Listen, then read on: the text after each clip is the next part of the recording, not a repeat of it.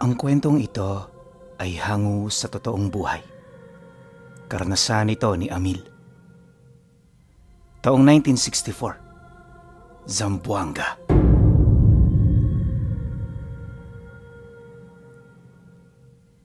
Noong mga panahong ito, laganap ang mga palihim na pagtugis ng mga aswang sa kanilang probinsya. Maliban kasi sa mga tulisan, nangangamba rin ng mga tao sa peligrong dulot ng mga aswang. Dahil isang albularyo ang kanyang lolo, madalas na alam ni Amil ang pag-alis nito para manugis ng mga aswang. Ilang beses na rin niyang sinabi sa kanyang lolo bungso na sasama siya, ngunit umiiling lang ang matanda at sinasabing hindi pa siya handa para sa ganoong misyon. Hindi pa sapat ang kasanayan mo, Apo. Hintayin natin ang 17 pagbilog ng buwan at ang mga gabay mo na lang ang makakapagsabi kung talagang handa ka ng maging isang albularyo at manunugis. Napatango na lang si Amil sa sinabi ng kanyang lolo bungso. Sinundan na lang niya ito ng tingin habang palabas sa kanilang bahay. Dahil gabi na yan, nagpasya na lamang ang binata na matulog. Kampante naman siyang makakauwi ng ligtas ang lolo niya. Pagkaraan ng ilang oras, napabalikwas na lang siya sa kanyang higaan nang makarinig siya ng malakas na kalabog sa kanilang pintuan. Kinutuban siya ng hindi maganda, kaya nagmadali siyang lumapit sa pintuan at binuksan yon. Ganun na lang ang kanyang gulat nang makita niya ang kanyang lolo bungso na nakahandusay sa tapat ng pintuan. Sugatan ito at halatang nanggaling sa isang madugong labanan. Lolo bungso? Ano pong nangyari sa inyo? Bakit sugatan kayo? Malakas ang mga aswang na nakalaban ko, Apo. Hindi ko inaakala na malalagay ako sa alanganin. Mabuti na nga lang at nakaligtas ako. Inalalaya ni Amil ang matanda at ipinahiga sa papag. Nang nakahiga na ito, ikinuwento niya ang buong nangyari. Napailing na lang ang binata sa kanyang mga narinig. Hayaan niyo ho akong nagawin ang mga ginagawa ninyo. Matanda na kayo, Lolo. Magpahinga na kayo. At ako na ang umaako ng pagiging manunugis ninyo. Basta't hanggat maaari, huwag mong kalalabanin ng mga aswang na mangkukulam na sinasabi ko sa'yo. Baka kung ano pa ang gawin nila sa'yo. Hindi ko sila kakantiin. Basta wag lang sila mangahas na mambiktima sa kanayunan. Kahit na malagay pa sa alanganin ng buhay ko, hindi ako aatras sa kanila. Napatitig na lang ang lolo ni Amil sa kanya. Hindi ito sumagot, sa halip na patango na lang. Ginamot ng binata ang mga sugat ng kanyang lolo at pagkatapos nagpahinga na sila. Kinabukasan, maagang lumabas si Amil para ipagpatuloy ang pag-iensayo. Nagsimula na rin siyang mag-aral ng mas malalim na kaalaman na nakapaloob sa mga libreta ng lolo bungso niya. Tuwing umaga at hapon, yon ang kanyang ginagawa. Habang nagsasanay siya, unti-unti namang bumabawi ng lakas ang matandang albularyo. Kalaunan, nagawa na rin itong makabangon at makapaglakad-lakad sa labas ng kanilang bahay. Isang hapon, habang nakaupo sa tapat ng kanilang tirahan, nilapitan ng matanda si Amil. Sinabi nito na ibibigay na niya ang huling basbas niya para mas mapagtibay niya ang kanyang estadong espiritual. Nagpasalamat naman ang binata at nang mabasbasan na siya ng kanyang lolo, naramdaman niya ang kakaibang enerhiyang bumabalot sa kanya. Naging normal ang sumunod na araw para kay Amil. Wala silang nabalita ang pananalasa ng mga aswang, kaya kampante silang walang peligro na nakaamba sa kanila. Subalit, pagkalipas ng ilang buwan, nagulat sila ng kanyang lolo nang umugong ang balita patungkol sa mga nawawalang tao. Hindi ito basta gawa ng mga sindikato. Mga aswang ang kumuha sa kanila. Ano, Amil? Handa ka na ba? Ilang buwan pa sanang pagsasanay na gagawin mo eh. Oho, Lolo. Wala akong pakialam kung hindi pa natatapos ang aking ensayo. Kailangan ng mapigilan ng mga aswang na yan dahil dadami lang ang kanilang biktima kapag walang nangahas na tumugis sa kanila.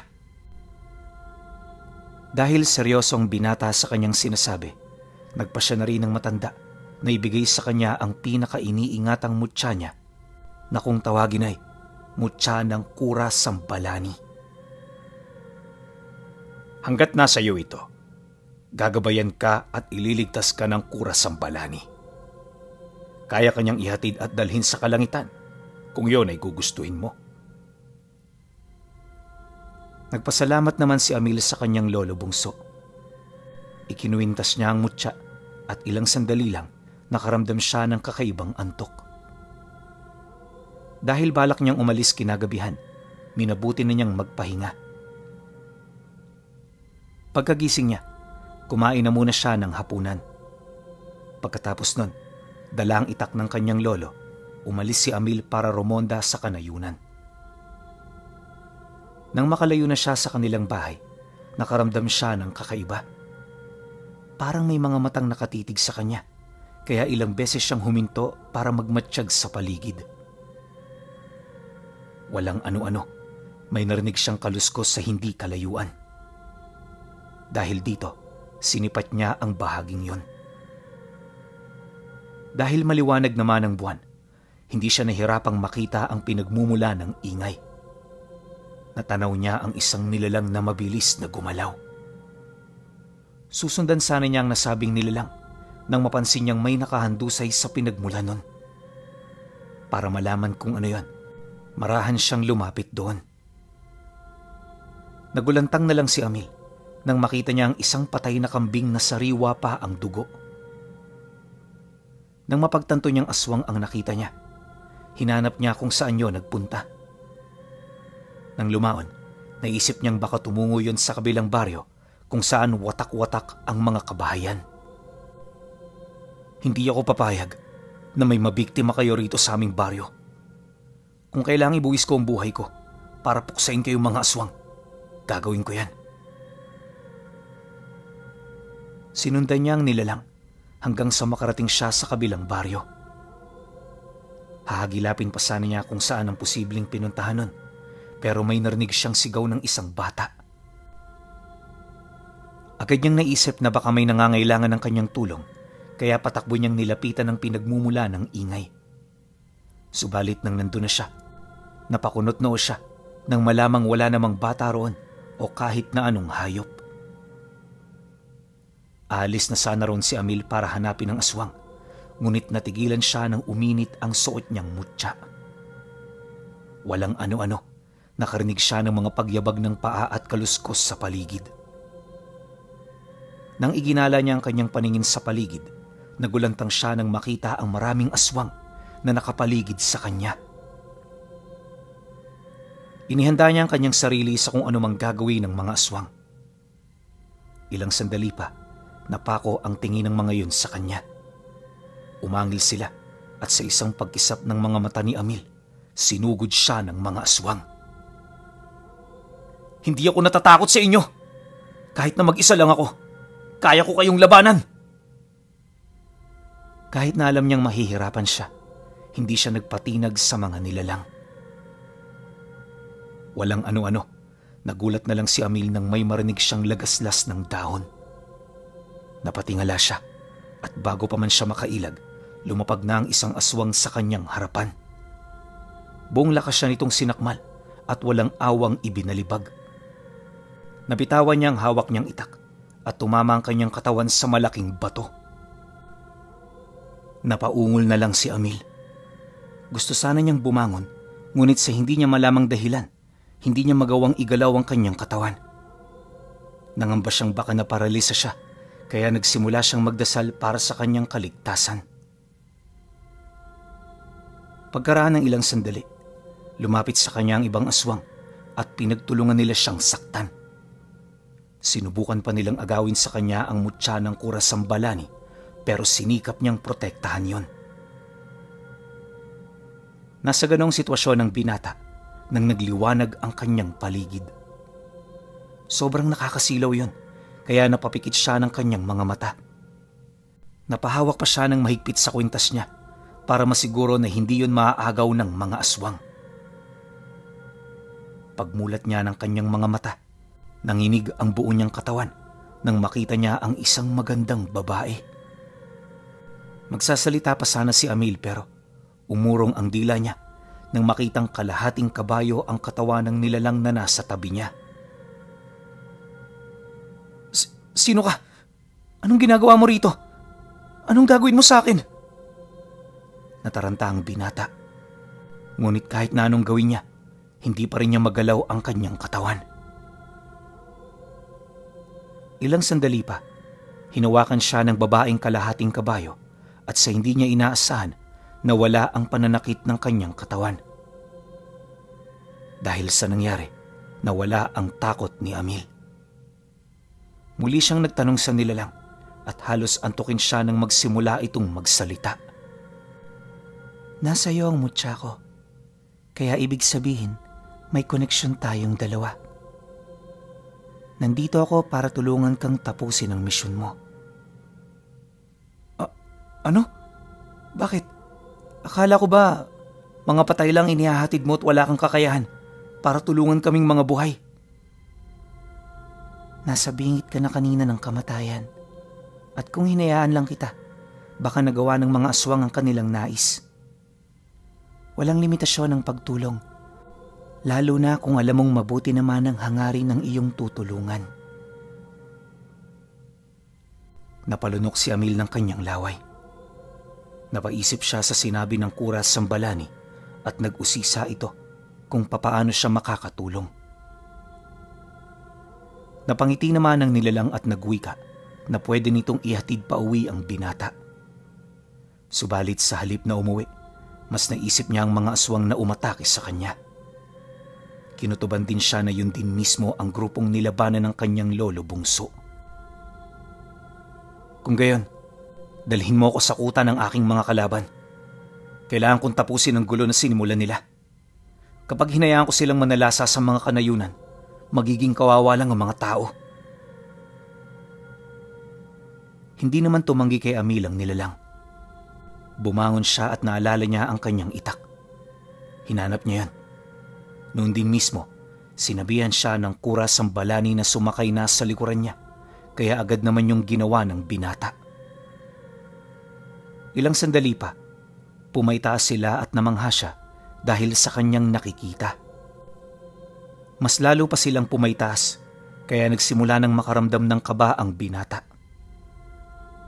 Gayunpaman, isinantabi niya yon at inisip ang kanyang gagawin sa kuta ng mga aswang. Hindi niya na nalaman kung gaano sila katagal na lumilipad. Pakiramdam din kasi ni Amil, noong mga oras na yon ay nakapaloob siya sa isang panaginip. Napakusot na lang siya ng kanyang mga mata nang unti-unti na silang bumababa. Pagkalapag nila sa lupa, umalis din si Amil sa kanyang pagkakasampas sa likuran ng nilalang. Itinuro ng Kura Sambalani ang kinaroroonan ng kuta ng mga aswang at napalunok siya ng kanyang laway nang mapagtantong buong baryo ang sakop ng mga nilalang na yon. Lahat ng mga nakatira dyan ay aswang. Mag-iingat ka. Alerto sila ngayon dahil alam nilang may tumutugis sa kanila. Huwag kang mag-alala. Ngayong nakita mo na ako, mas lalakas din ang bertud ng mutyang suot mo. Nagpasalamat si Amil sa nilalang at nagsimula na siyang maglakad patungo sa nayon. Napalingon na lang siya sa Kura Sambalani nang marinig niya ang pagaspas ng pakpak nito. Subalit nang tingnan niya yon, nakalipad na ito sa kalangitan at unti-unti nang nawawala. Nang ibaling ni Amil ang kanyang pansin sa nayon, nakita niyang iilan lang ang mga bahay na merong gasera. Napalunok na lang siya ng kanyang laway dahil nagdadalawang isip siya kung susugod siya roon o hindi. Nasa ganong estado siya nang makarinig siya ng mga pagsigaw at mga iyakan. Kinutuban siya ng hindi maganda, kaya sa halip na manatili roon, patakbo siyang lumapit sa nayon. Pagkalapit niya roon, natanaw niya ang mga taong may kinakaladkad. Nang tingnan niya yon ng maigi, nalaman niyang may binihag silang 5 tao na merong takip na sako sa ulo. Dahil hindi niya alam kung ano talaga ang pakay ng mga taong nandoon, minabuti niyang palihim silang sundan. Pumasok siya sa nayong yon at marahang binaybay ang daanang tinatahak ng mga tao. Kalaunan, napagtanto niyang papunta sila sa likurang bahagi kung saan merong nakasalang ng mga malalaking kawa sa apoy. Siguradong ito na nga ang hinahanap ko. Hindi ako papayag na magtagumpay sila sa kanilang binabalak. Kapag nagawa nilang pakay nila sa 5 yan, sigurado na mas marami pa silang bibiktimahin. Nang tuluyan ng makarating si Amil sa bandang likuran ng nayon, sinipat niya ang buong paligid. Bahagya pa siyang kinutuba ng hindi maganda nang makita niyang may mga kabahayan sa bahagi kung saan sila nandoon. Habang nagmamatsyag sa mga taong nagdala roon ng 5 bihag, pinapakiramdaman din niya ang mga tirahan doon. Walang ano-ano, kinuha ng mga taga roon ng mga saklob na sako sa ulo ng mga bihag nila. Agad na nagsigawan ng mga yon at nanghingi ng tulong. Nairita naman ang mga tao kaya binusalan nila ang mga yon at nagsipagkuha sila ng pamalo. Pinagpapalo nila ang mga bihag at wala silang naging pakialam kung umuungol ang mga yon. Napatawa pa sila noong una, pero nang lumaon, napalitan nyo ng mga pag-aangil.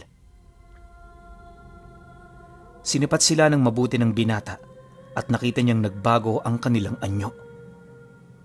Iginala ni Amil ang kanyang paningin doon hanggang sa may makita siyang sulo sa hindi kalayuan. Pagapang siyang lumapit doon, kinuha niya ang sulo at dahil abala ang mga aswang na nandoon, hindi siya napansin. Dulot ng pangamba niyang ilalaga na sa kawang may kumukulong tubig ang mga bihag, lumabas siya sa kanyang pinagtataguan. Walang agam-agam siyang sumigaw at nang mapalingon sa kanya ang mga nilalang na nandoon, itinapon niya ang hawak niyang sulo sa isang kubo. Nagsiangilan ng mga aswang at mas naging mabagsik ang kanilang itsura. Batid ni Amil na delikado ang sitwasyon niya, kaya hinugot na niya ang kanyang itak. Saktong pagkahugot niya nun, may mga yabag siyang narinig. Napalunok na lang siya ng kanyang laway nang makita niyang may iba pang mga aswang na paparating. Nung makita ng mga yon ang binata, umangil sila at agad na naghanda para sumugod sa kanyang pwesto. Natigilan din ng mga aswang na nagdala roon ng 5 bihag. Walang ano-ano, humakbang ang isang nilalang at napatitig ng mabalasik sa binata. Pamilyar sa akin ang suot mong mutya, binata. Marahil hindi mo pa talaga alam kung para saan yan. Kaya ang magandang gawin mo, ibigay mo sa akin. Hindi ko to bibigay sa'yo. Alam ko kapag napasa inyo ang mutsyang to, gagawin ninyong alipin ng mga nilalang na pinagmulan nito. Kung gayon, anong pakay mo rito? Mapangas ka, binata. Ang mga kagaya mo ay dapat na gawing pagkain. Sige mga kasama, paslangin niyo ang taong yan. Pagkatapos mag-uwi ka ng nasabing aswang, sumugod sa kinaroroonan ni Amil ang mga aswang na bagong dating. Hindi naman siya natinag at nang ilang dipa na lang ang layo ng mga yun sa kanila, nag-init ang kanyang suot na mutya. Ramdam na rin niya ang enerhiyang bumalot sa kanyang katawan, kaya hindi siya nabahala. Sinalubong niya ang mga aswang na nandoon at nang makalapit siya rito, nilabanan niya ang mga nilalang. Kahit na mabibilis ang galaw ng mga aswang, nagagawa rin niyang makipagsabayan dito. Nagulat pa ang ibang mga taga roon dahil sa iba yung lakas at liksi ng binata. Sa maikling oras lang na pakikipaglaban, nagawa niyang mapatay ang halos kalahati sa mga aswang. Napaatungal na parang aso ang nilalang na nakipag-usap sa kanya at nang lingunin niyo ni Amil, nakita niya ang pagbabago nito ng anyo. Alam niyang hindi basta-bastang aswang ang makakalaban niya, kaya pinag-igihan niya ang pakikipagtunggali sa mga kaharap niyang nilalang. Kalaunan, lahat ng mga sumugod sa kanya ay nagawa niyang pabagsakin. Mas nanggalaiti ang kanilang pinuno dahil sa nangyari. Noon din, sinenyasan niya ang mga aswang na katabi niya, kaya umabanta rin sila at sumugod sa binata. Sige, halik kayo rito. Kung inakala ninyo na matatakot ako sa inyo, nagkakamali kayo. Patayin ninyo ang binata at ibigay sa akin ang mutya ng kuras ang balani. Kapag nakuha ko na yan, magagawa kong mabawi ang kaluluwa ng aking ama at paghaharian natin ng lugar na ito.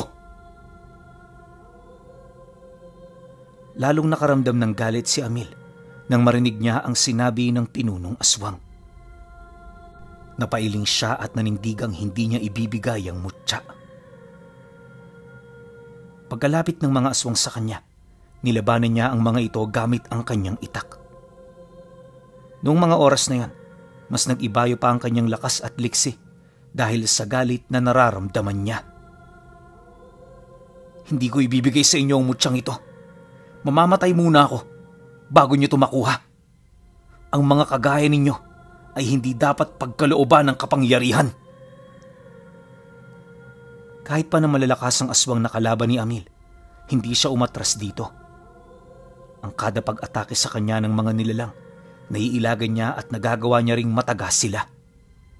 Subalit dahil mas maliksi ang mga aswang na yon kumpara sa naunang nakalaban ng binata, hindi niya napupuruhan ang mga yon. Nasa kalagitnaan sila ng kanilang labanan nang biglang mapaungol ang isang babaeng bihag. Ibinaling ni Amil ang pansin niya roon at nagulat ang kanyang mga mata nang makitang sinakal ng pinunong aswang yon at iniangat sa ere. Dahil nawala ang kanyang konsentrasyon, nagawa siyang madakip ng mga aswang. Sinikap niyang magpumiglas, ngunit dahil mas malakas sila, hindi niya ito nagawa. Binata, huling pagkakataon mo na ito. Kung ipagkakalob mo ng maayos ang mutyang yan sa akin, mabubuhay ka at ang babae. Pero habang nagmamatigas ka, iisa-isahin ko sila. Napalunok ng kanyang laway si Amil dahil sa sinabi ng pinunong aswang.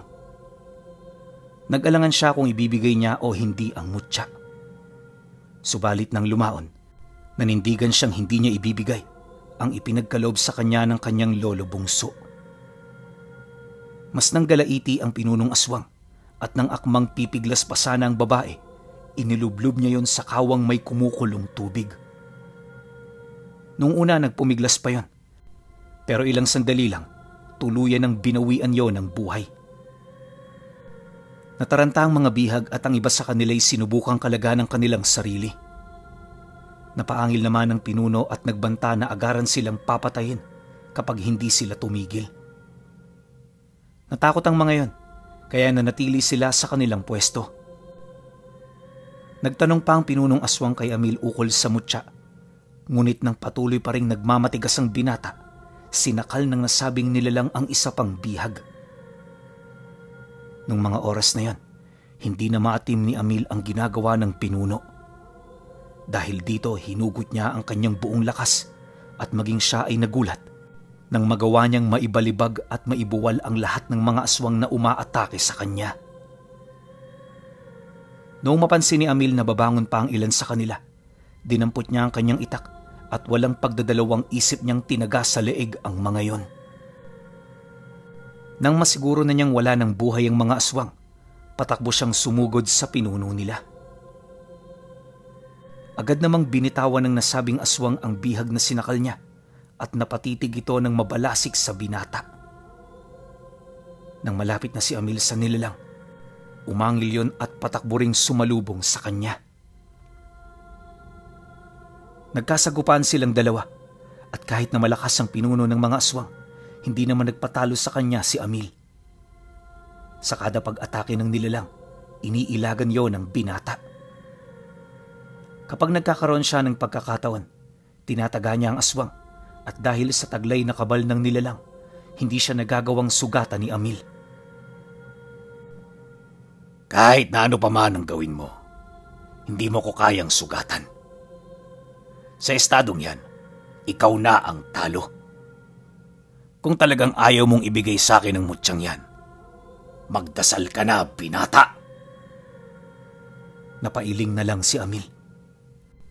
Nang makita niyang lulundagan sana siya ng aswang, bumuelo siya at buong lakas na sinipa yun. Napaatras ang nilalang at napaangil dahil sa matinding galit. Akmang lalapit sana ulit ang pinunong aswang kay Amil nang biglaang nagliwanag ang paligid. Nagtaka ang binata, pero nang mapatingala siya, nagulat ang kanyang mga mata nang makita niya ang nilalang na naghatid sa kanya roon. Maging ang pinunong aswang ay namangha roon, ngunit sa halip na matakot ay mas lalo pa itong naging mabagsik. Sinugod niya si Amil at dahil hindi nakapaghanda ang binata, tumilapon siya at saka nabitawan niya ang kanyang itak. Bumagsak siya malapit sa kawang may kumukulong tubig. Napabuntong hininga na lang siya nang maisip niyang muntika na siyang pumasok sa kawa. Nagmadali siyang bumangon at nang makita niyang papasugod sa kanya ang aswang, kinuha niya ang isang panggatong. Sinalubong niya ito at nang malapit na siya rito, walang agam-agam niyang pinalo ang aswang gamit yon.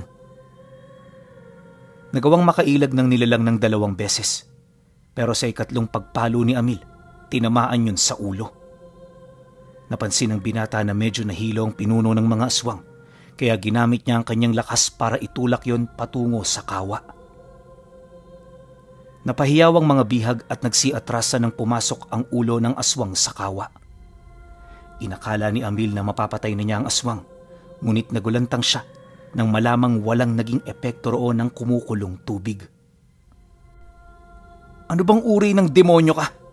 Bakit ang kunat ng balat mo? Napatawa lang ang pinunong aswang dahil sa naging tanong ng binata sa kanya. Umangil siya at muling umatake kay Amil.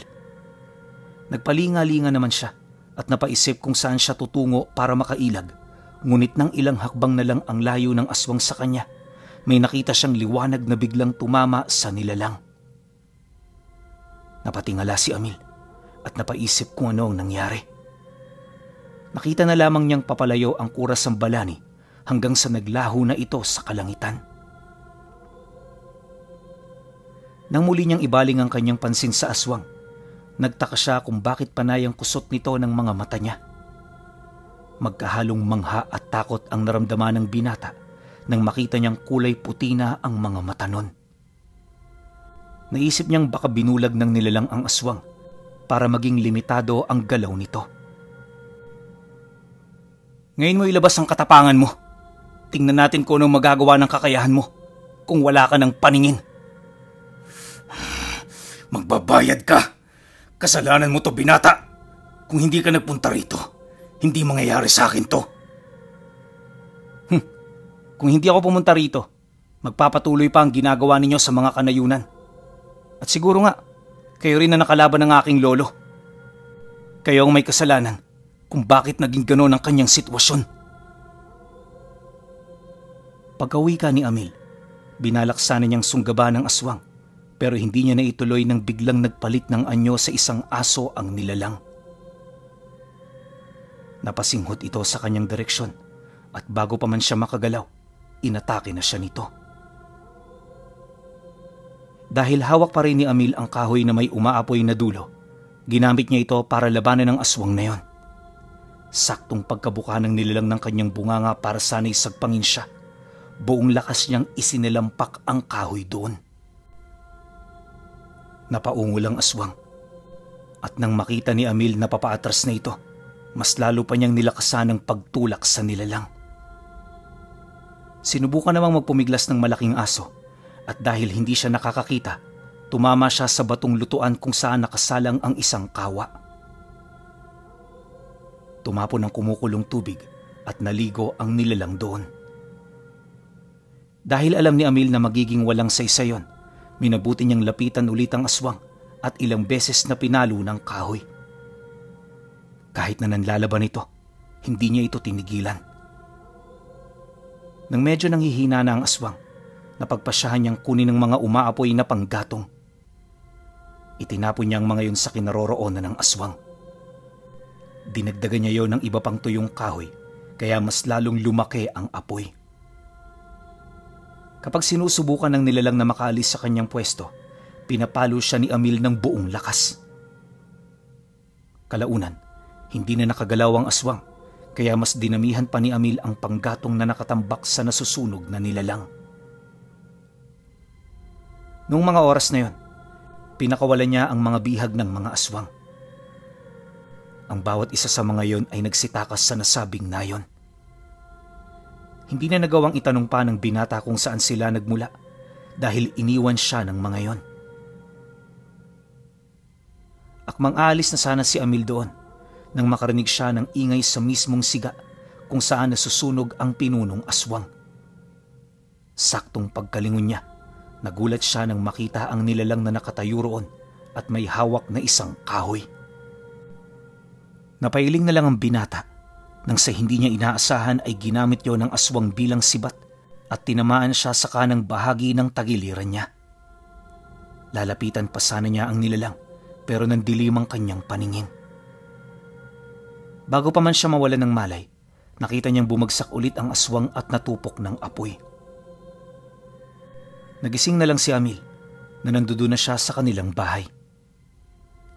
Isinalaysay naman ng kanyang lolo bungso ang paghatid sa kanya roon ng kura sambalani at kung ano-ano ang nangyari sa kanya. Nalaman din niyang nadurog ang malaking bahagi ng kanyang atay, kaya nangamba siyang baka may mangyayaring masama sa kanya. Pagkaraan ng ilang gabi, ikinuwento niya sa kanyang lolo ang naging karanasan niya. Sinabi rin nito na nanghihina siya at madalas siyang nakakarinig ng mga pagaspas ng pakpak. Ibinalik na rin niya sa kanyang lolo ang mutya at sinabing ito na ang mag-iingat nun.